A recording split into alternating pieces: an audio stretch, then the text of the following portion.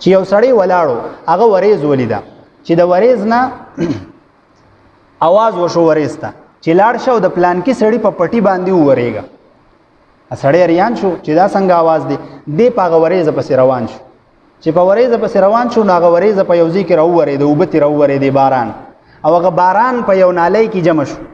دی په وبو پسې شاته روان دی هغه وب د یو سړی پټي ته ورسېدی نور خو شاته چې کم پټي دی هغه وچ دی د سړی سره بیلچه ده هغه وب خپل پټي ته واړول او خپل پټي وبکو ا سړی وته ستانه پلانې نوم دی کم आवाज چې کم نوم چې په وریزو کې اورېدل هغه ته یو زمانه د غنوم وای تو څه عمل کې ناغه وته زما د نوم ته څنګه پته ولګي دا زما د عمل ته پوس ولګي ناغه وته وي ستاد نوم خو ماته زکه پته ولګي چې دی وریزو ته आवाज وشو چې لاړ شو د پلان کې سړی په پټي باندې وریږي نو ماته پته ولګي چې تو څه خاص عمل کې داغي د وجنه الله تعالی دا درکړي ناغه وته وي کته تاسو نه وکړي نو ماته دا خبره نه بیانوله حدیث کې دا واقعه راغلی ده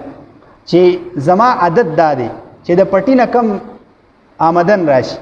نو هغه آمدن چې دی ناغه زو درې حصے کما یو حصہ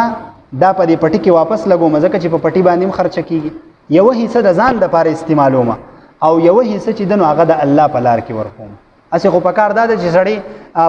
واجب خلاصمه حصہ ده خو هغه بس کوله درې مې حصہ ورکول دا لسمه خو واجب ده خو هغه به درې مې حصہ ورکول درې مې حصہ ډیره جوړي لکه مطلب دا دی چې ستا